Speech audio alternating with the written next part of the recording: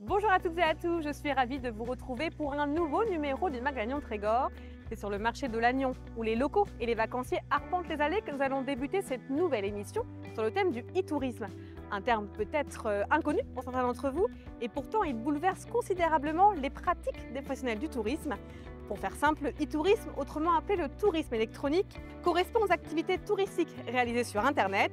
Par exemple, de nos jours, de moins en moins de personnes se rendent dans les agences de voyage pour réserver leurs vacances. Elles préfèrent trouver l'inspiration sur Internet ou par l'intermédiaire des réseaux sociaux et ensuite réserver en ligne.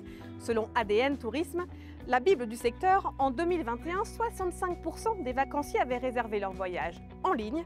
Pour ne pas se laisser distancer et attirer toujours de nouveaux visiteurs, les offices de tourisme de la Côte de Granit-Rose n'ont pas fait les choses à moitié, que nous allons découvrir dès maintenant avec Laurence Hébert, la directrice. Dépasser les 10 000.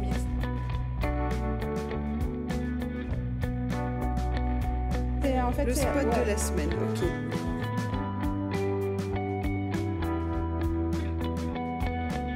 Bonjour Laurence, merci de nous recevoir. Tout d'abord, expliquez-moi, avez-vous senti ce virage numérique arriver ou au contraire, vous êtes totalement surpris?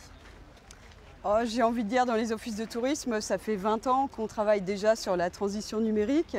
Le tourisme s'est toujours adapté à toutes les situations au marché. Et autant autrefois c'était beaucoup d'accueil au comptoir, de plus en plus c'est de l'accueil aussi derrière l'ordinateur. Du coup, comment vos offices finalement ont réussi à s'adapter à cette nouvelle manière de consommer le voyage? Alors, tout d'abord, on a formé les collègues à ces nouvelles technologies, à devenir animateurs numériques du territoire. C'était les toutes premières formations. Et puis petit à petit, on a constitué des équipes avec des compétences en communication plutôt qu'en accueil, conseil en séjour. En ne délaissant pas quand même le côté accueil. Toujours. Actuellement, on a 13 bureaux d'information touristique sur le territoire. Donc ça reste quand même la grosse partie de notre métier. Mais maintenant, on a des équipes communication très structurées pour les réseaux sociaux, la photo, la vidéo, et qui vont faire toute la préparation au voyage aussi avec les sites internet que vous connaissez tous maintenant. Justement, quelles sont les différentes choses que vous avez pu mettre en place pour rester au goût du jour? Alors là où on a commencé à innover, on a mis en place cette année des carnets de voyage numériques. Donc le client va recevoir sur son téléphone ou par mail toutes les informations adaptées à son séjour. Et puis on fait du chat en ligne. Pendant le Covid, on donnait des rendez-vous téléphoniques pour conseiller les clients pour organiser leur voyage. Et bien sûr un site internet magnifique avec beaucoup d'expériences, d'échanges d'articles, savoir si on va venir sur le territoire ou si on est déjà sur le territoire. Et ce que j'aime bien préciser, c'est que ce site internet, il est aussi pour les habitants du territoire, parce qu'on a tous les événementiels, tous les bons plans, les belles balades, les belles randos, ça c'est important. Oui, c'est vrai que vous avez un site qui est très développé quand même. Oui, alors sa nouvelle version a moins d'1 an, D'accord. Mais les sites internet pour l'office de tourisme existent depuis quasiment 20 ans déjà. Donc on a eu l'occasion de l'améliorer d'année en année. Et là on a une version qui est maintenant anglaise, allemande, même avec du breton en ligne. Et puis beaucoup d'articles sur ce que j'ai vécu, ce que j'ai envie de partager avec les habitants ou les futurs visiteurs de l'office. On est quand même sur quelque chose qui est personnalisé, j'ai l'impression. C'est ça. On peut vraiment se créer son séjour et puis donner des indications sur ce qu'on recherche en fonction de ses affinités.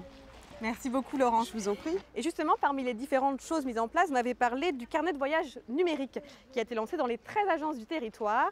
Il s'agit d'une première en Bretagne. Pour en apprendre un peu plus sur cet outil entièrement personnalisé et en faveur de l'écologie, Anne Burlot s'est rendue sur place. Reportage. C'est un petit carnet de voyage personnalisé que je peux vous envoyer, comme ça vous avez une trace écrite que vous pouvez emporter partout avec vous. Je vais juste prendre l'âge de la petite fille s'il vous plaît. 5 ans, ça marche. Alors ce que je vais faire, c'est que je vais sélectionner du coup des activités pour les enfants de 4 à 7 ans, comme ça ce sera ciblé, ce sera plus pratique pour vous. Donc là vous allez voir tout ce qui va être les parcs de loisirs, les fermes pédagogiques, les aquariums, les piscines. Vous avez également tout ce qui va être les balades à pied, donc c'est de 2 à 5 km, de façon à ce que ce soit adapté à son âge. Et bien écoutez, je vous envoie ça par SMS ou par email, comme vous souhaitez. Alors, le roadbook, en fait, c'est un carnet de voyage personnalisé qu'on va pouvoir envoyer à tout type de clientèle, où dedans, vous allez pouvoir avoir toutes les balades, toutes les activités, les hébergements. Vous allez aussi avoir tout ce qui va être restauration, tout ce qui va être fêtes et manifestations. C'est vraiment de la personnalisation en fonction du type de clientèle qu'on va avoir. On va vraiment pouvoir cibler les demandes, en fait, de la clientèle. Grâce au roadbook, cette famille a pu découvrir l'aquarium de Trégastel. Qu'est-ce que c'est au milieu? Un homard. Regarde, ça cet oursin globuleux, il est gros, hein. Depuis le début de l'année, l'Office de tourisme de la Côte de Granit Rose a généré 3000 carnets de voyage personnalisés.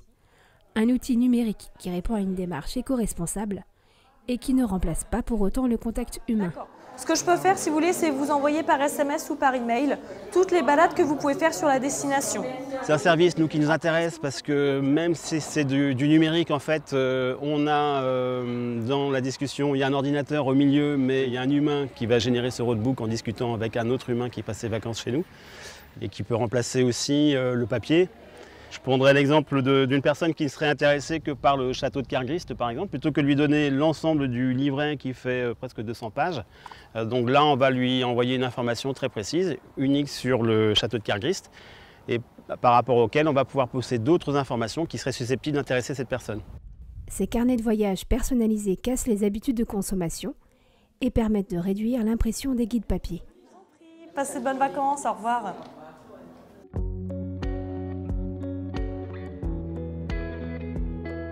Nous allons maintenant rejoindre Carole Prudhomme, la responsable communication des offices de tourisme de la Côte de Granit Rose. J'ai l'impression qu'elle est en plein travail. On va aller voir ce qu'elle fait. Bonjour Carole. Bonjour Marine. Dites-moi, qu'est-ce que vous faites là du coup? Je suis en train de préparer une nouvelle vidéo pour les réseaux sociaux. Finalement, Facebook, Twitter, Instagram, maintenant TikTok, c'est indispensable dans votre manière de communiquer? On est partout, sur tous les réseaux et effectivement, il faut sans arrêt se renouveler. Expliquez-moi, qu'est-ce que vous faites du coup? On a des communications très différentes d'un réseau à un autre. Sur Facebook, on va plus parler d'actualité, de nouveautés. Sur Instagram, on est sur des murs d'images, de galeries, d'inspiration. Alors que sur TikTok, qu'on vient d'investir, on est plus sur le registre de l'humour. Qu'est-ce que vous faites justement pour être toujours à la page alors que ça évolue pratiquement de jour en jour finalement sur les réseaux sociaux?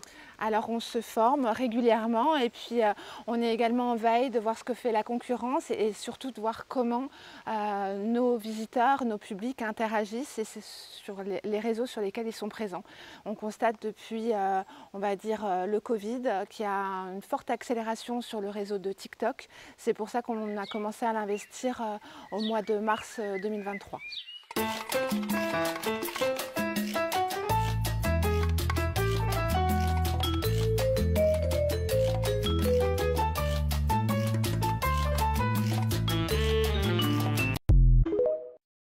Et quels sont les retours? Plutôt positif. Alors pour l'instant la communauté n'est pas très développée mais on a des messages très encourageants et puis je dois dire qu'on prend beaucoup de plaisir à investir ce nouveau réseau. C'est un nouveau métier en fait. Complètement. On a une community manager qui gère ces outils et qui interagit au quotidien avec les visiteurs qui maintenant nous contactent également via les réseaux pour nous demander des conseils de voyage, pour qu'on les oriente sur leur séjour. Et du coup, on est connecté H24. Du coup, c'est un peu une porte d'entrée supplémentaire pour les potentiels voyageurs. Exactement. Et puis pour nous, c'est aussi l'occasion de leur permettre de découvrir des endroits moins connus, comme ici, la chapelle de Kerfon, qu'on va proposer sur les réseaux. Et on invitera justement les visiteurs à découvrir ce lieu qui est magnifique et en pleine nature. Quand on parle réseaux sociaux, on pense forcément influenceurs. Il y a beaucoup d'entreprises qui font appel à eux pour promouvoir leur territoire, leur activité. Est-ce que vous faites la même chose? Oui, on fait appel à des blogueurs voyage assez régulièrement. Et puis on a la chance d'avoir des blogueurs de renom comme Bruno Maltor ou Laurent Deutsch qui sont récemment venus sur la destination sans qu'on ait à les solliciter. Et là, c'est vraiment gagnant-gagnant. Super. Merci beaucoup, Carole. Avant de clôturer cette émission, nous allons découvrir un reportage qui devrait donner envie aux vacanciers sportifs de découvrir la Côte de Granit Rose. Il s'agit de l'application Sport Nature lancée en mars dernier. Elle a pour objectif d'aider à arpenter la région d'une manière différente. Toutes les explications avec Anne Burlot.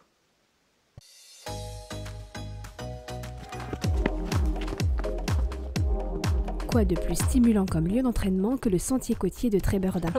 Yann est un adepte du trail. Depuis quelques mois, il utilise l'application Sport Nature pour choisir son itinéraire. On va aller vers Bitte dans un premier temps. Enfin, tu vois, on a 17 km. Un petit dénivelé de 460, ça va nous faire du bien aux cuisses. Cette application gratuite a été lancée au mois de mars par la destination Côte de Granit Rose, baie de Morlaix. J'utilise parce que je la trouve super sympa pour la destination. Selon mes envies de paysage ou mes besoins pour l'entraînement, je peux trouver le circuit qu'il me faut. Ça me permet de prendre des petits chemins pas connus qui emmène voilà, dans des coins où, à découvrir des super paysages, un peu comme ici, ou dans les terres, des petits sentiers en forêt, en pleine nature, avec parfois des écureuils qui passent. Le jour j'en ai vu un, c'était super joli. L'application donne des détails de chaque parcours avec les dénivelés, les distances et les fichiers GPX. On a créé 37 parcours de trail dans le cadre de ce projet Destination Trail, qui sont des parcours de différents niveaux. On va aller de 6-7 km pour les plus courts jusqu'à plus de 40 pour les plus longs. Et sur un territoire assez étendu, puisqu'on est entre les Ardrigueux, Plouescat, les Monts d'Arrée. On se rend bien compte que le trail est une activité qui est en hausse, avec de plus en plus de pratiquants. Et donc nous, c'est notre idée de venir leur proposer à ces pratiquants-là des parcours permanents qui soient sécurisés, avec une grande diversité, encore une fois, d'espaces naturels et de paysages à découvrir. Cet outil ne s'adresse pas qu'aux trailers, il a aussi été pensé pour les randonneurs, les vététistes ou encore les cavaliers. Au total, ce sont 150 parcours de pleine nature qui ont été identifiés, en bord de mer comme dans l'intérieur des terres.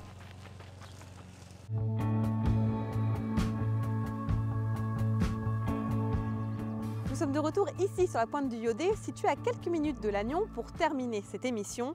Cette année encore, parmi les nombreuses personnes qui vont venir ici sur le territoire de Trégor, certaines auront sans doute choisi de réserver leurs vacances en ligne après être tombées sous le charme des différents endroits à visiter comme ici, ou encore Plestin-les-Grèves, Tréguier, Trébeurdin ou bien le Marais de Quélen. Il faut dire que le territoire ne manque pas de pépites. Merci à tous de nous avoir suivis et je vous dis à très bientôt pour un nouveau numéro du Magagnon Trégor.